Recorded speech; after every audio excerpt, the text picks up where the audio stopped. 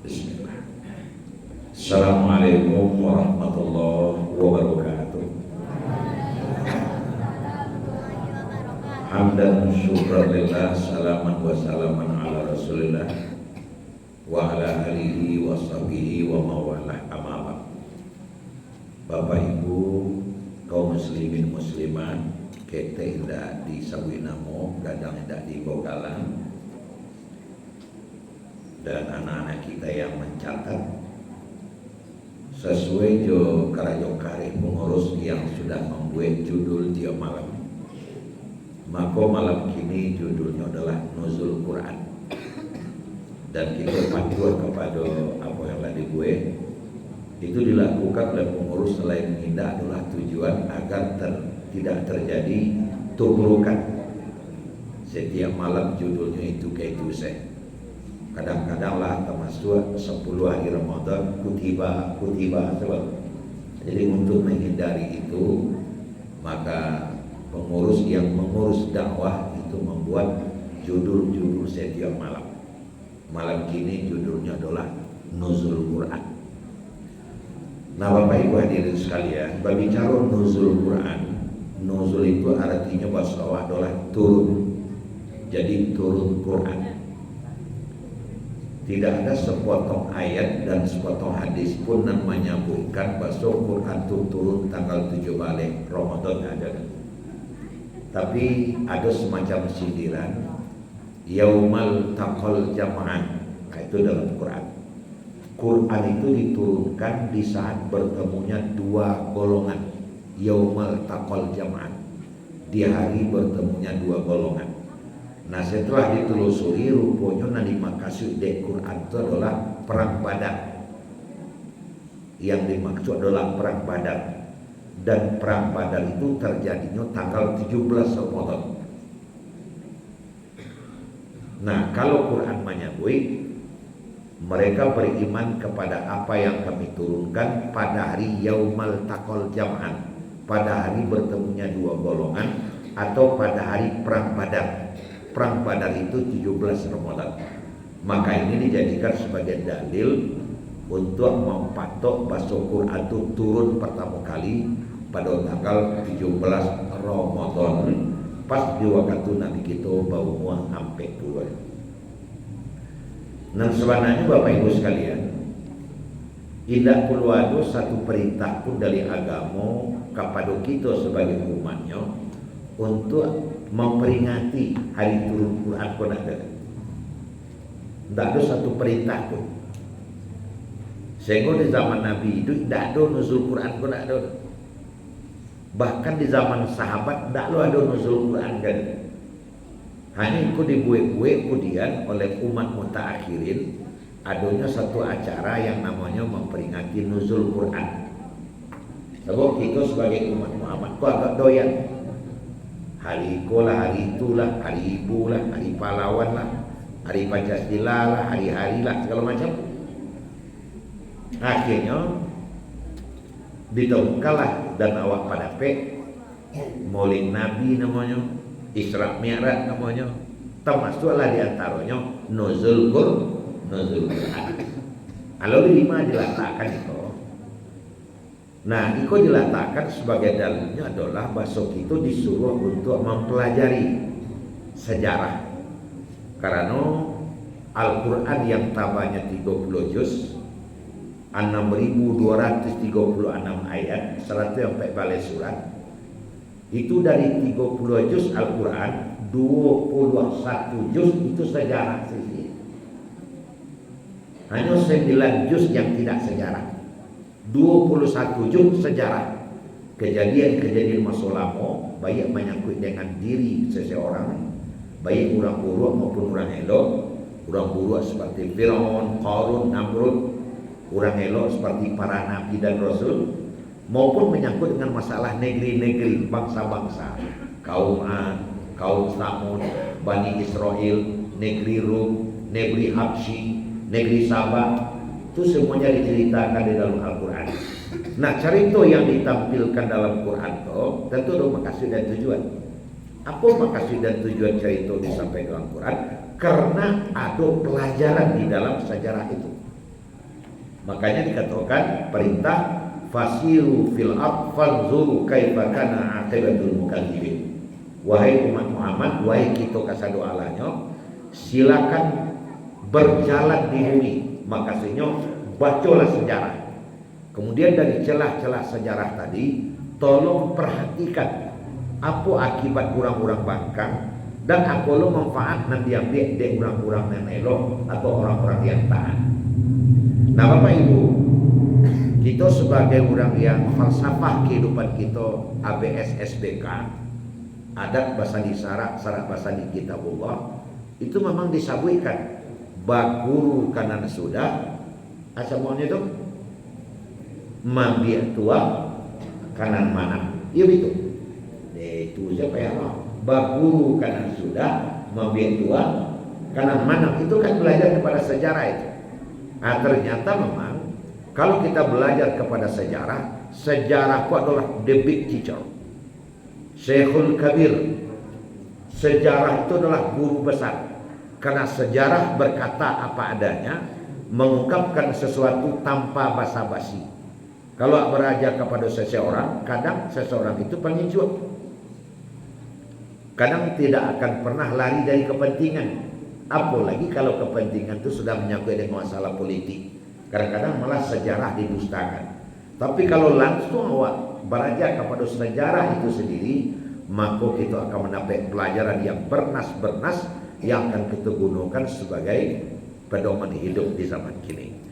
Nah, bicara tentang nuzul Quran itu artinya beraja kepada sejarah. Dalam waktu 15 sampai 20 menit ke depan, tentu tidak akan mungkin kita sabui seluruh sejarah yang menyangkut nuzul Quran. Bos setelah coba memperteli Bapak-Bapak dalam menyambut saja yang patut disabui menyangkut nuzul Quran, setidaknya guru itu mengecek sepakan namanya. Seminggu lebih selesai. Awal kedua cuma 20 menit. Tak pada pulang ke satuan ini bakir. Dah ada yang mudah tahu. Ada yang mudah tahu. Ini mungkin kita ambil saja. Coba cek tadi. Sore-sore pergi ke Padang, sehingga selata kepada gue. Sawananya dirantang sama panjang. Kita gulung saja nak pendek. Jadi Bapak Ibu sekalian, salah satu di antara yang patut dikemukakan tentang masalah nuzul Quran itu adalah di saat turunnya ayat terakhir Surah Al-Maidah ayat 3. Itu yang kau ambil kaplingnya malam ini. Al-yawma akmaltu lakum dinakum wa atmamtu alaikum ni'mati wa raditu lakum islami dinan. Surah Al-Maidah ayat 3. Itu yang kau ungkap ini. Ceritanya itu apa dan Ibu? Asalkan diperhatikan, asalkan didengar elok, mungkin dapat doa pelajaran di dalam. Kita semua tahu bahwa dakwah Islam itu mulai rancak dan menariknya adalah di Madinah.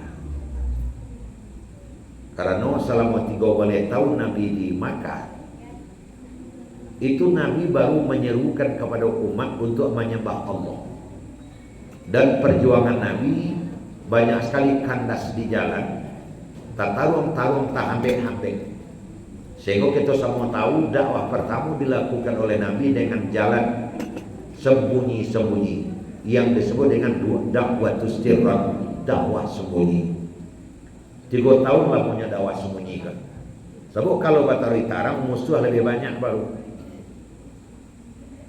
Salah satu di antara tampek yang dilakukan atau yang digunakan oleh Nabi untuk dakwah sembunyi itu adalah di rumah seorang sahabat yang bernama Arqam bil Arqam. Tidak berapa jauh dari Masjid Haram ke rumahnya sini. Nah, lah 3 tahun Nabi melakukan dakwah sembunyi, banyak datang perintah dari Tuhan. Fasda' bima tu'mat wa a'rid 'anil musyrikin.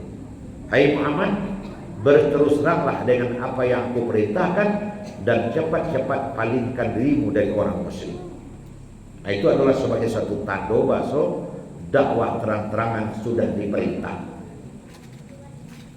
Maka kelakuan yang dilakukan oleh Nabi pertama kali setelah dapat perintah nama Tuhan itu adalah naik ke Bukit Safa.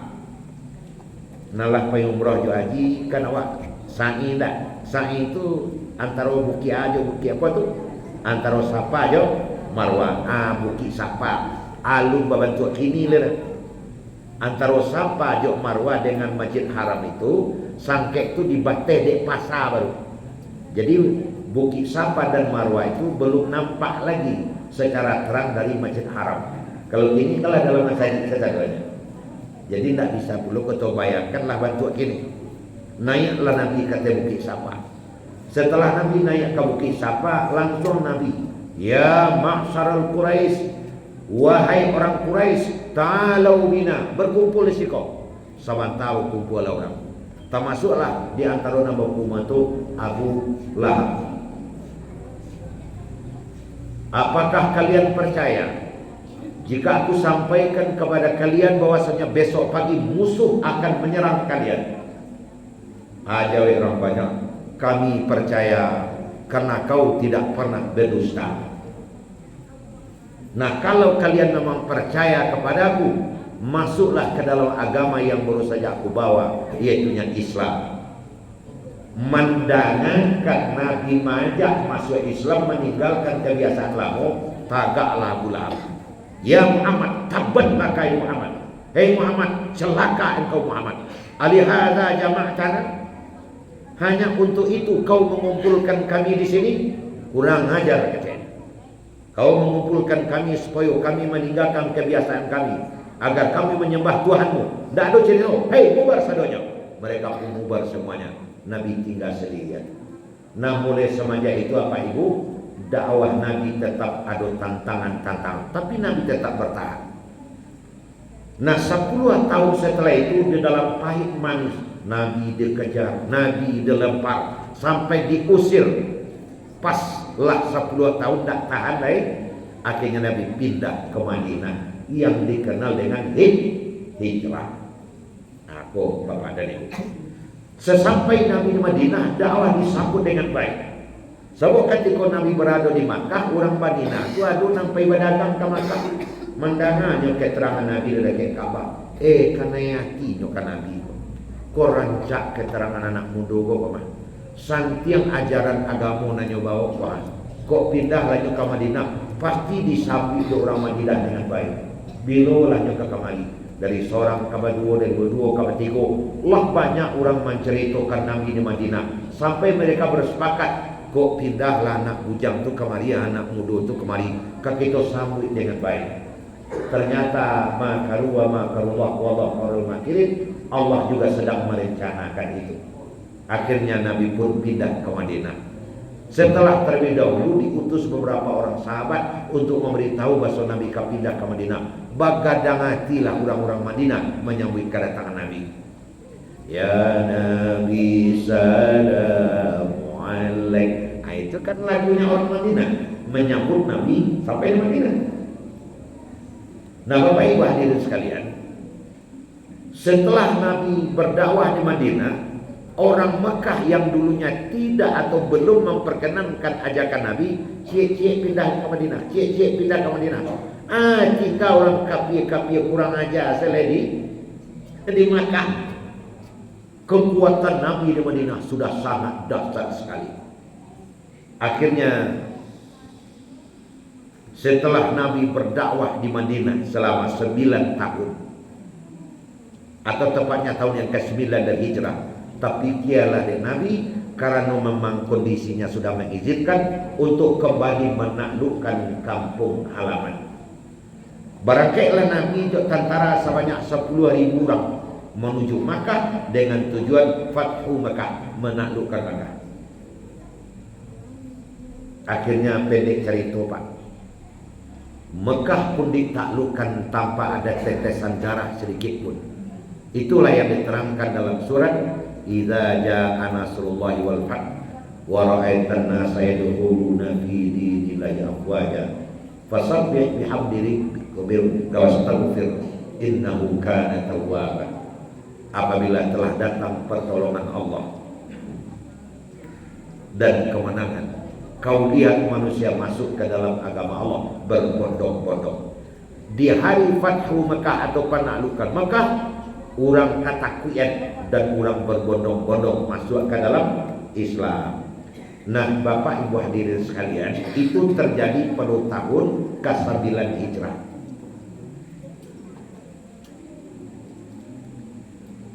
Setelah Makkah ditaklukkan, sebelum Ramadan, setelah Ramadan berakhir, masuklah Syawal, Zulqa'dah, Zulhijjah, haji pun masuk tahun yang ke-9. Ada satu keanehan waktu itu. Apa itu keanehan? Nabi tidak mau naik haji. Padahal waktu itu Mekah sudah berada dalam kekuasaan Islam, tapi nggak mau naik haji Nabi. Sahabat pada bingung. Bang perlu ajaknya wah. Awak disuruh naik haji, kini Makkah di bawah kekuasaan awak, tapi nak mau naik Nabi naik haji. Beberapa orang sahabat pun datang ke rumah Nabi dan bertanya, ya Rasulullah, kenapa kau tidak mau naik haji tahun ini? Mekah sudah berada di kekuasaan kita. Tidak, saya tidak ikut naik haji hari ini. Abu Bakar, kau menjadi Amirul Haji. Ali, kau yang khutbah di Wukuf, di Arafah. Saya tidak naik haji tahun ini. Ya, apa alasanmu Rasul? Setelah kalian selesai naik haji nanti akan saya sebutkan alasannya. Nah, kalau Nabi sudah bilang begitu, sahabat nak tolong naik haji, maka pun naik haji tanpa ada Nabi. Baru saja selesai menunaikan ibadah haji, bareng bersama-sama datang ke rumah Nabi dan bertanya, ya Rasul, mana janjimu? Jawab pertanyaan kami. Kenapa kamu tidak mau naik haji tahun ini? Baru dijawab Nabi. Lihat ini kalian. Tahun ini kita sudah menaklukkan Mekah, itu benar. Sudah ada haji, itu benar. Tapi kalian tahu tak? Di dekat Ka'bah itu masih banyak patung-patung. Karena ada 360 patung yang pernah dipajang di situ.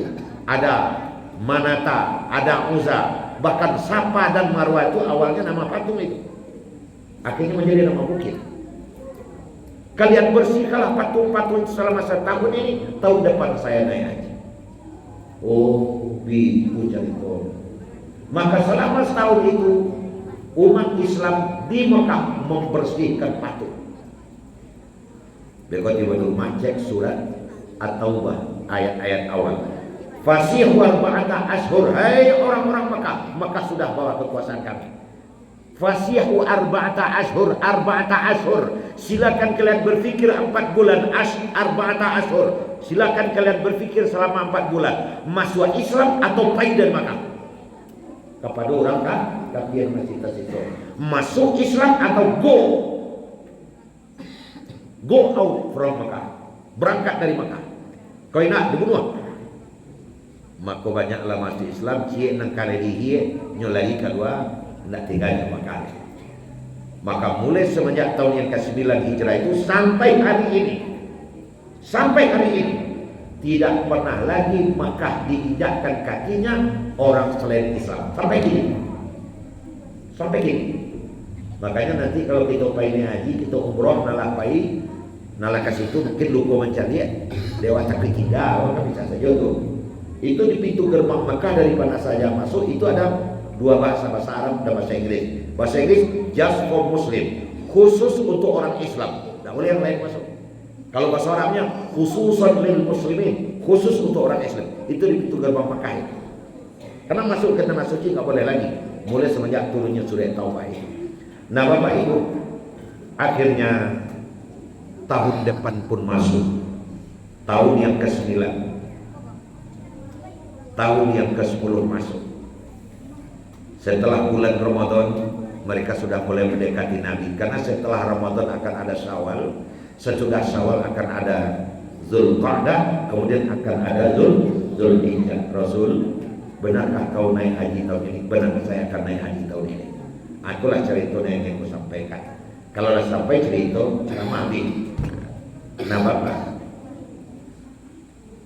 Nabi ikut naik haji pada tahun yang ke-10 Hijrah. Seluruh haji tentu dilakukan oleh Nabi dan para sahabat mengikuti belakang Nabi. Di waktu Wukuf bareng dengan Nabi. Di waktu Jamarat sama dengan Nabi. Di waktu Tawaf sama dengan Nabi. waktu sangi sama kanjeng Nabi, tahalul sama kanjeng Nabi. Setelah selesai seluruh rangkaian ibadah haji dengan beberapa orang sahabat, Nabi kembali ke padang Arafah. Karena ada sinyal di waktu itu, hai Muhammad, kembali ke padang Arafah. Sesampai di padang Arafah, Bapak dan Ibu sekalian, onta Nabi sedang lari-lari ketek, meruta-ruta, menghambu-hambu sawahnya. Akhirnya Nabi jatuh dari onta. Setelah Nabi jatuh dari onta, Nabi melihat, sahabat melihat ada yang aneh pada diri Nabi. Bantu orang kerasukan. Bantu orang kerasukan. Tapi tidak seorang sahabat pun yang berani menengok dan mendekati Nabi. Lalu Nabi duduk dan diam. Nabi beristighfar. Setelah Nabi beristighfar, Nabi pun membuka matanya dan melihat ada sahabat yang mengelilinginya, dan Nabi memanggil, ya ma'syar sahabat, ta'alu bina, wahai para sahabatku, mendekatlah ke sini. Qala, Nabi bersabda, wahai kalian, sebentar ini aku baru saja menerima wahyu, dan itu adalah cara menerima wahyu yang terberat dalam hidup. Aku tak tahan, berefek kepada ontaku, sedak ontaku melompat-lompat, karena gak tahan, tubuhku memberontak. Akhirnya aku jatuh, dan aku jatuh bukan kemasukan setan, karena aku sedang menerima wahyu. Aku tidak ingin menyampaikan kepada kalian berapa beratnya jiwaku untuk urusan, payahnya aku untuk urusan aku, tapi aku agak sedih. Kelihatannya ayat yang baru saja aku terima adalah ayat yang terakhir. Wahyu yang baru saja aku terima adalah wahyu yang terakhir, dan rasanya tidak ada lagi wahyu setelah ini.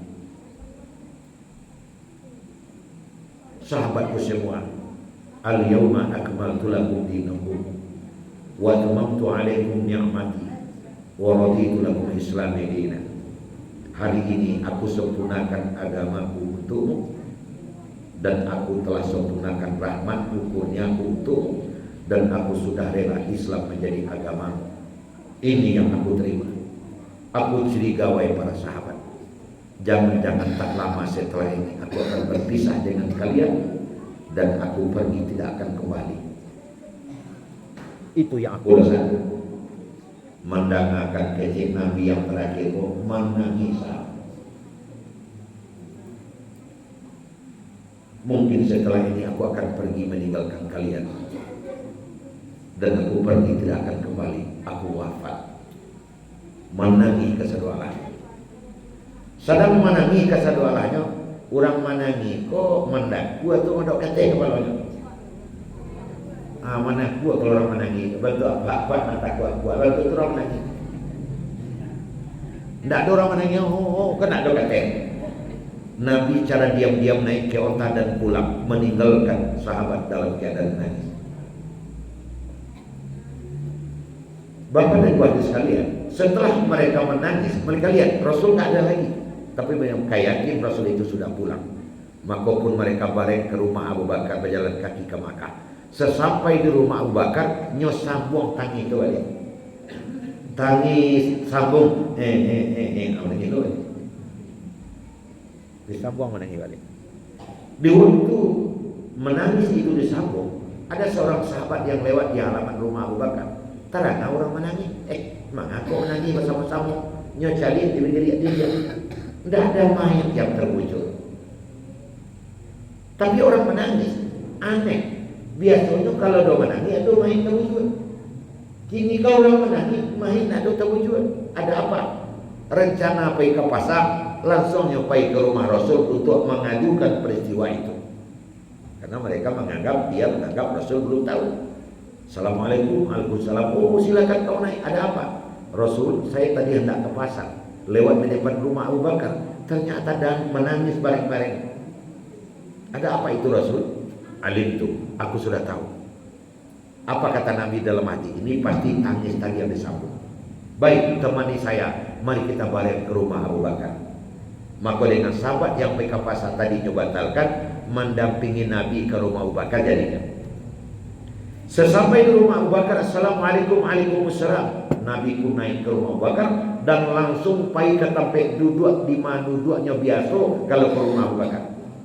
Setelah Nabi duduk, irba'u ru'usakum, wahai para sahabat yang sedang menangis, angkat kepala kalian. Nah, itu sebagai tanda bahasa orang menangis. Kau mana kuat? Awak menangis kau mana kuat? Jadi mana? Ini kau mana kuat? Kamu dok kata irba'u ru'usakum. Silakan angkat kepala kalian. Isma'u ma'udi, dengarkan apa yang akan aku sampaikan. Bapak dan Ibu, apa kata Nabi? Sodaqo Abu Bakar. Abu Bakar benar. Nabi tahu ternyata sebelum mereka itu menangis, Abu Bakar sudah banyak cerita. Nabi kapai meninggalkan awak. Walaupun Nabi tidak dosa mau jawab boleh, tapi jangan sampai awak balik lo ke kafir. Kita pertahankan Islam kok. Nabi tahu bahwa Abu Bakar sudah menyampaikan itu. Walaupun Nabi tidak ada hadir di situ. Saya mengetahui tahu kayak tentu Allah yang berikan isyarat. Awak namanya serwa. Kalau Nabi kau wahyu informasi capek. Sodaqo Abu Bakar, benar itu Abu Bakar. Dengan turunnya ayat tadi pagi, berarti aku tidak lama lagi hidup dengan kalian. Aku akan meninggalkan kalian. Benar Abu Bakar. Walakin taraktu fikum wa'idhan. Walaupun aku pergi meninggalkan kalian, aku meninggalkan untuk kalian dua peringatan. Somitun wa natiqun. Satu yang diam saja dan yang satu nan pandai mengecek. Kalau dua petunjuk kau kalian perhatikan dan berpegang teguh kepadanya, lan tadillu abada. Kalian tidak akan sesat untuk selamanya dan seolah-olah kalian tak hidup berdampingan dengan aku. Wa somitun, sedangkan yang diam saja, wa wal maut, adalah kematian. Ingat terus bahwasanya hidup akan ditutup dengan kematian. Kalian akan selamat. Ini orang nak congkak sombong tidak berkantua dalam hidup itu dia lupa mati. Ingat bahwasanya hidup kalian akan ditutup dengan kematian dan itu pasti. Ingat itu. Sedangkan yang kedua nanti pun yang pandai bicara wal Quran, dia adalah Al-Quran. Maka berpeganglah kepada Al-Quran, berpetunjuklah kepada Al-Quran. Selagi kalian berpetunjuk kepada Al-Quran, wala khaufun alaihim wala hum yahzanun. Tidak perlu khawatir hidup di dunia, tidak perlu takut hidup di dunia, karena kalian akan selamat dalam hidup dunia. Wa man a'rada an zikri, tapi sianan lari dari Quran, tidak baca Quran, membelakangi Quran. Kadang dalam sebulan tidak sekalian lah baca Quran, tidak pernah mencari Quran, lari dari Quran, mencemengehkan Al-Quran, merendah-rendah Al-Quran. Fa inna lahu ma'isyatan dongka, maka kehidupan orang itu akan menjadi dangkal. Oleh karena itu, kalau nanti aku tidak lagi bersama dengan kalian, pegang saja yang dua macam ini, insya Allah kalian akan selamat.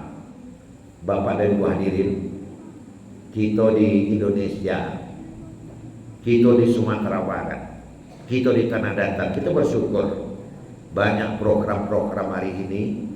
Kadang-kadang cik rumah cik hafiz, kadang-kadang cik nagari cik hafiz, pondok-pondok tahfiz bertabur di mana-mana. Kita sering menceritakan itu.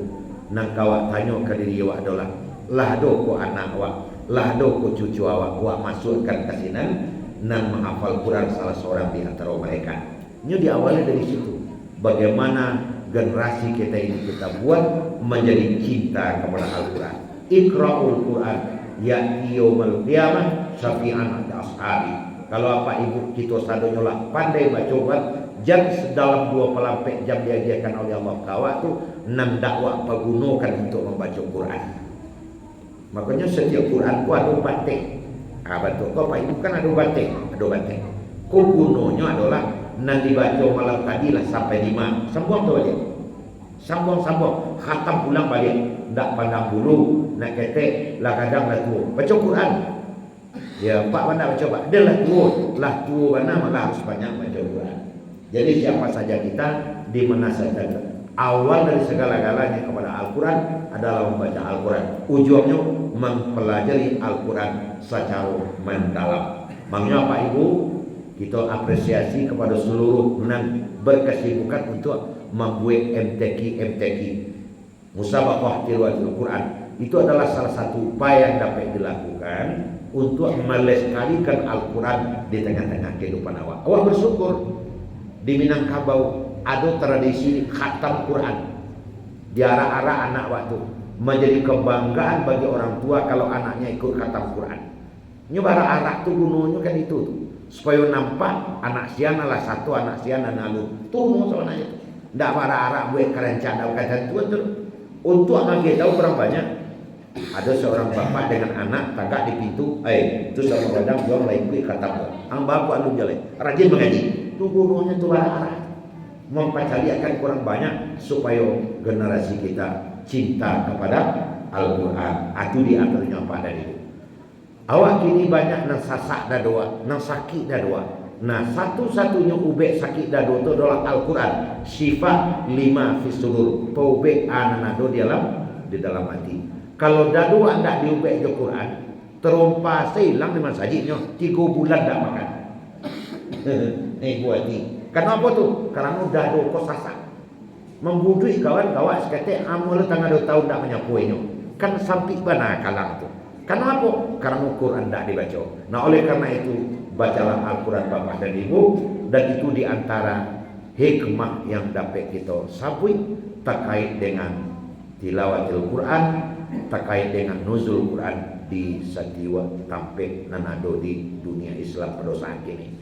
Bapak dan Ibu hadirin sekalian, sore-sore kakoto panjang tidur di situ, besok pagi mengaji malam dak boleh panjang kalau mengaji ada 3 hari. Demikian yang dapat saya sampaikan, dan akhirul kalam. Assalamualaikum warahmatullahi wabarakatuh.